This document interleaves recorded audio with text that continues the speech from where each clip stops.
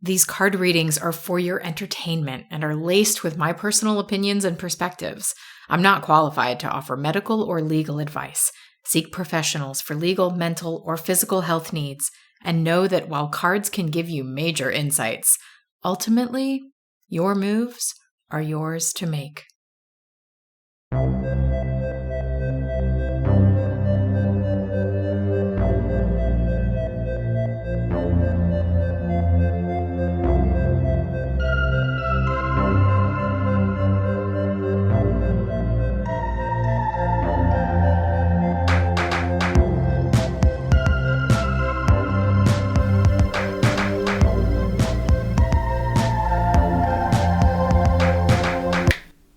Hello and welcome to the Get Read podcast, the show where you ask a question of the cards and you get read. I'm Andy, I'm your reader, and we are here at the Leo full moon. This moon is square to Uranus. So we got Leo moon, Aquarius sun, squaring Uranus and Taurus. A square can be a frictional aspect. If you think of something like squaring off, it's a little bit to the side, but very much in your view. And there's this like a little bit of active tension in that aspect, in that relationship between those planets. And when I think of Uranus, I think of lightning bolts, which can be like lightning strikes of innovation and new ways of thinking and new insights, and can also, obviously, lightning can strike and bring destruction. So it's an interesting, sort of unpredictable, really extra, really maybe big energy here with the moon in its full brightness, full illumination. I don't know about y'all, but it's like a midnight sun here when the moon is this full, and it's very hard to sleep. So I want to think about the Leo shift reading. Y'all know I do these readings for the zodiac signs every season. They're on YouTube. You can watch the first 15 minutes for free. Go check them out. So we're midwinter, and the Leo shift reading for the winter season is called Remember. And it was so much about like Leo getting back to an original impulse, like something that maybe you wanted to do a really long time ago, or like the whole reason for you being here almost. It felt that big, but you have to remember it. You have to get back to it. You have to sort of like clear out all this extra stuff to get back to some sort of original impulse. Impulse makes me think of like a Uranian, a Uranus type word. Let me read you the description for this Leo reading. If it's something that calls to you, go watch that reading, especially at this full moon.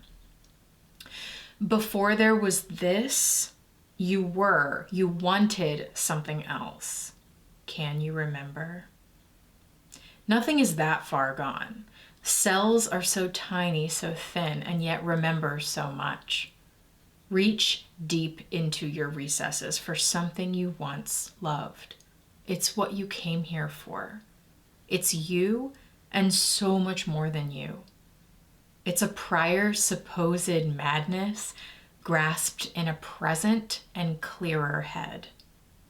Find your way back so you can go. Your life is ready. It's your move.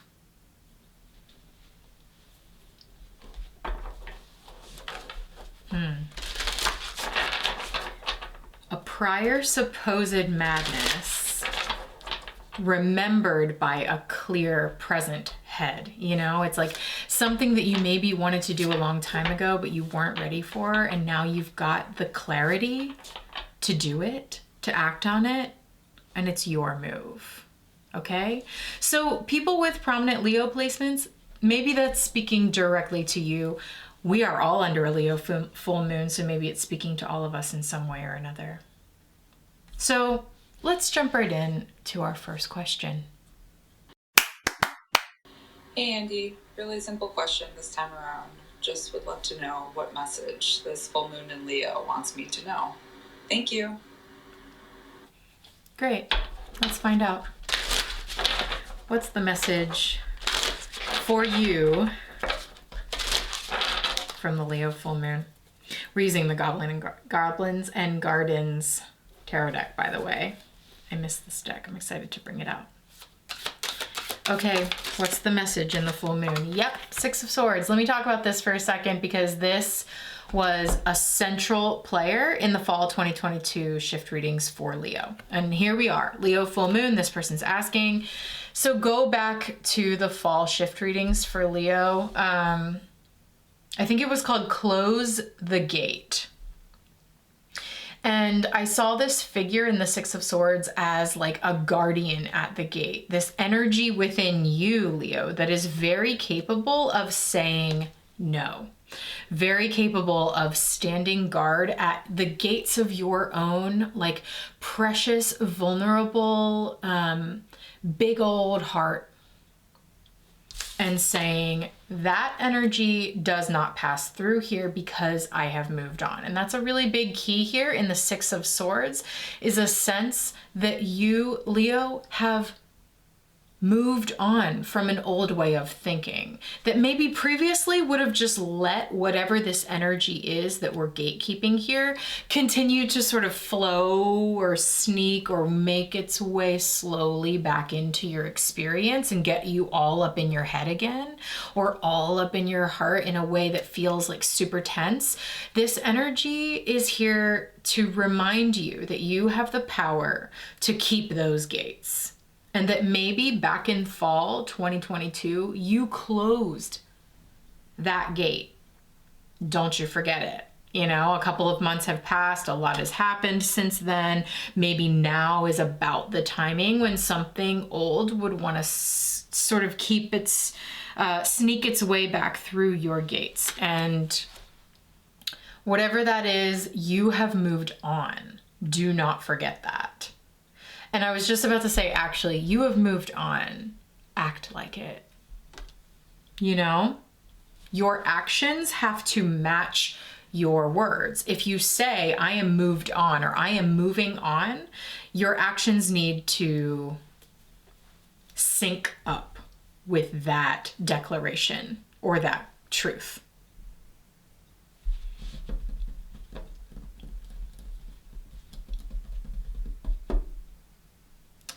Interesting. It's almost like every time something sort of sneaks its way back through your gates, whatever this is, you forget. The winter shift reading for Leo's sign is called Remember. And maybe in order to remember your original joy or your original impulse or your original something very core about you, you've got to keep this boundary really strong. Because whatever it is that makes its way back in sort of muddles the original, like, I was going to say your original heartbeat, your original rhythm. That's interesting. Maybe something else here? Yeah, Five of Cups, exactly. Oh, wow. So the deck is like still very much back when I used it in the fall shift readings. Leo, or anyone, you know, our caller here, anyone resonating with this, go back and watch the Sagittarius fall shift reading called Velcro. This was the center card in the Sag reading called Velcro. And it was all, and this is the Five of Cups, and it talks about how actually easy it is for us to cling to something that we have supposedly let go of, because it's really actually hard to extract yourself from something as powerful as this like cactus once it's got its quills in you. The extraction is almost more painful than just having it in there. And so it's easy to just be like, it's okay, I'll just keep like having this thing stuck to me. It's fine. I can walk around the world like this, you know? And it's like, just because you're avoiding the extraction, because the extraction is gonna be like, oh. So it makes me think of like making sure you have the aftercare in place to be able to remove something like that and then like have the balm. You know, I'm imagining like pulling a cactus off of you or this like really thorny thing off of you, and there's going to be maybe some bleeding. some pain. So you got some like pain meds on backup. You got like your best friends and like family and people that you love so much around you waiting to like push some pressure on the wounds and bandage it all up and like heal you, hold you, give you a nice bath, give you lots of food. It's like that. So far we have a really strong message for you about not letting back in past stuff that mainly brings pain, and pain that you can easily become very attached to. Or like pain that you can easily ignore because of this like stronghold that whatever this is has in your life.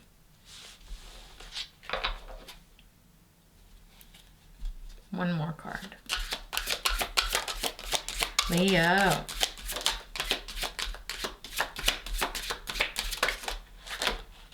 I don't know if this color is a Leo. I don't think you are, but maybe this is just like a message from the Leo full moon in general. Okay, Three of Swords.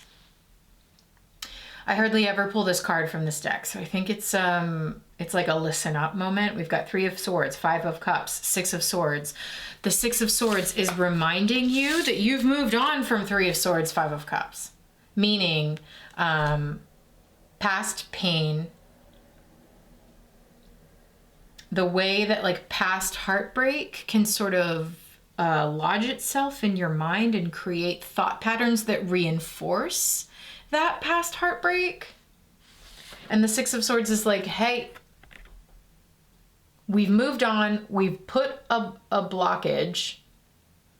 We're blocking that energy out. And it's not to say that it didn't happen. You know, it's not a denial of your past emotional experience, but it is an encouragement to say that like, that's not the thing you need to remember right now.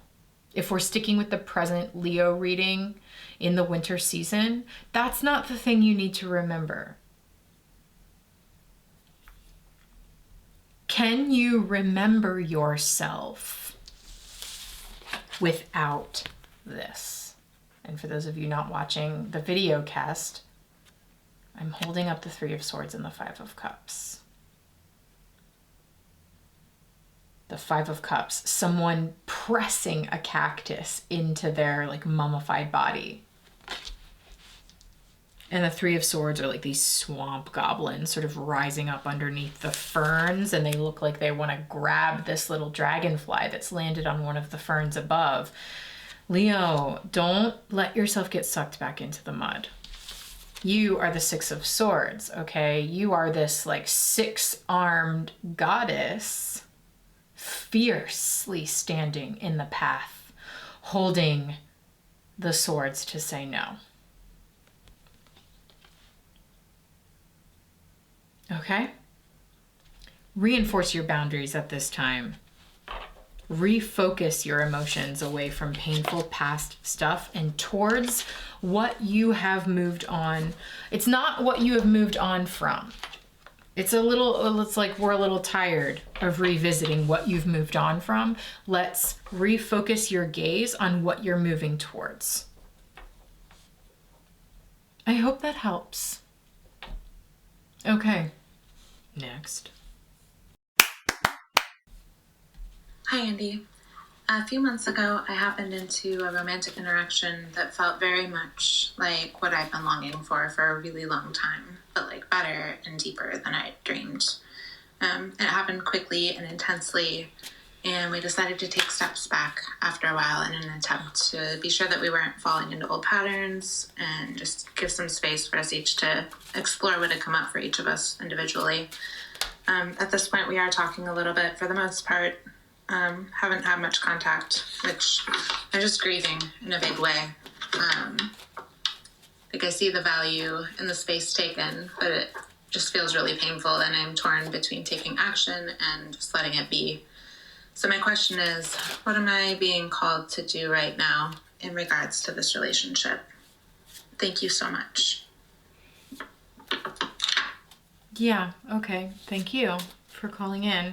So we've already got the moon coming out here. I'll just briefly describe the card. We've got this in-between space where the ocean is washing up on the shore, and the line of that the ocean is making as it washes up on the shore is illuminated by the light of the moon. So it sort of shows me being in two places at once, half in the water, half on the shore.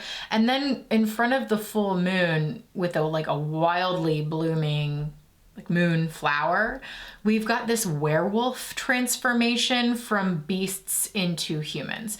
And so, under the light of the moon. So I think it's just showing me that everything's super murky right now regarding this relationship. Maybe there's some personal transformations that need to happen in the in-between here. Maybe you're both kind of hanging in this in-between state where you're doing a lot of really deep internal personal transformation stuff. And so yeah, it's just acknowledging, I think, that the changes. The moon is our celestial shapeshifter. And the readings I do talk about shifting shape. And the changes and that we are making all the time, whether we consciously know it or not. So there's something here with the moon that's acknowledging a larger thing going on. And maybe reminding you that there's bigger transformations taking place inside of you and maybe within this relationship. I don't know. Let's get more cards. Four of Cups. Yeah. Yeah. Okay. Cancer moon card here. We see this hooded figure in the foreground while things seem to be blowing up in the castle in the background. It's surrounded by a cloud of smoke.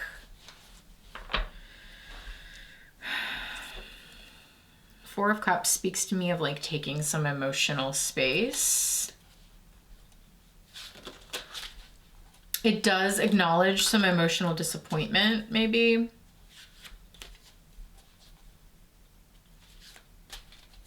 Okay.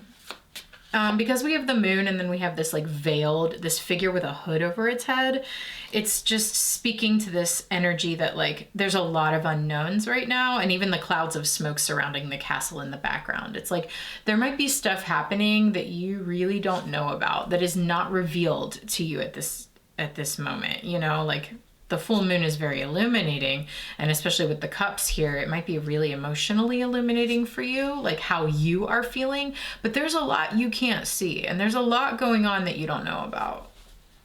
Let's just say that.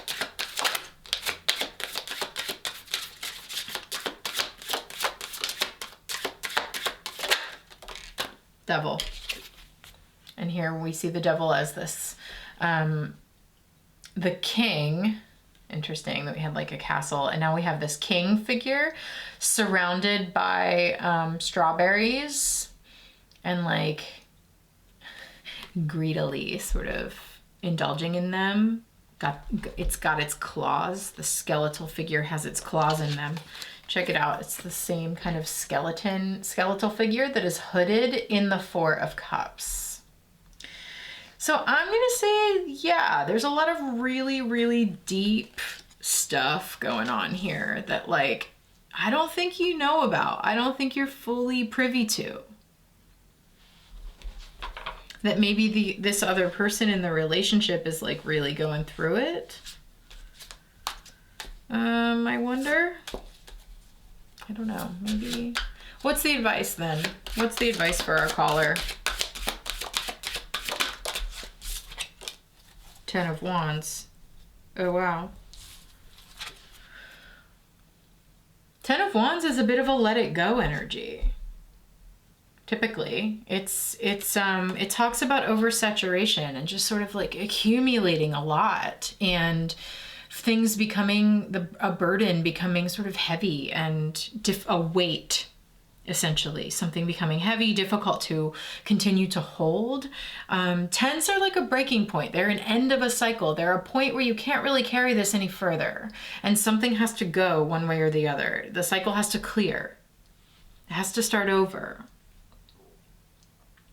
So I wonder what you're clearing out. Let's actually go to the Goblins and Gardens guidebook. We'll read a little from the Ten of Wands. See if we can't get a more specific interpretation for you from the Goblins. Okay, interesting. The key words are ritual, memorial, vow, and ancestral. Carrying chrysanthemums and daffodils to the burial site had become a summer ritual for the surviving fire giants. Their volcanic halls were splattered in blood from the adventurers' countless raids. The giants' collective vow never to forget the loss of their kith and kin as a burden, but it is resolute. Gather up the old bones of yours and rise to the occasion. Overcome. Sometimes a burden is best buried in a specific spot. The quote associated is, "That ghost is always with me."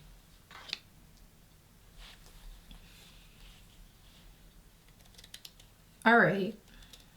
That ghost is always with me. In light of the previous reading we just had, I know that wasn't for a specific color, but it felt super general. It felt like a general energy from the Leo collective about like old patterns repeating themselves, you know, and it's like, it's old stuff. And there's something in this Ten of Wands about what are you ready to bury? What are you ready to put to rest in a ritual way so that you can release the burden of it? And it's not that you forget it, but it's that you release the burden of it. So maybe that's something that you are working on in your transformation, in this, your side of the transformations that are happening in this space.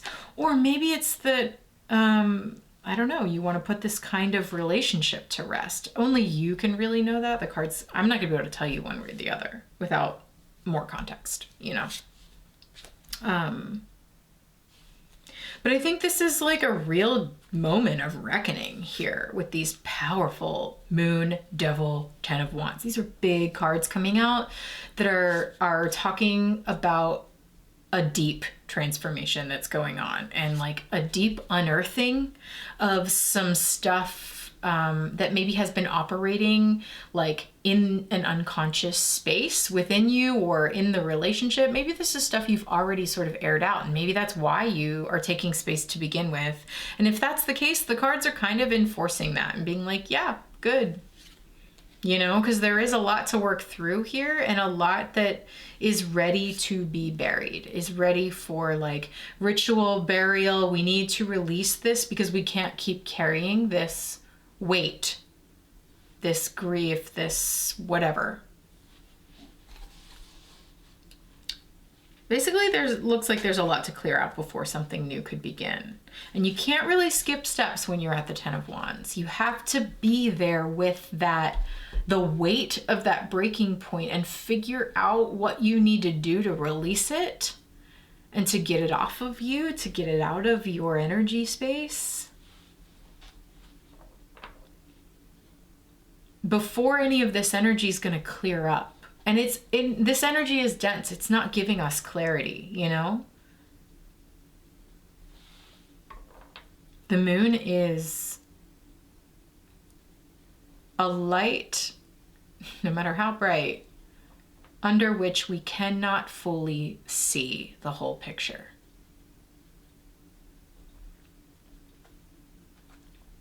But it will illuminate you right here where you are in the woods, you know? Especially a big, clear Leo full moon like this. So what is it clearly showing you right now at this moment, especially for what's going on inside of you emotionally? And in what way is this Ten of Wands resonating for you as a burden that needs a burial? A burden that needs a burial. Okay, this one might take a minute to unpack, and if that's the case, it's okay to sit in the discomfort of the space while it clarifies. And I'm sorry you're grieving. I see that for sure in these cards. Okay.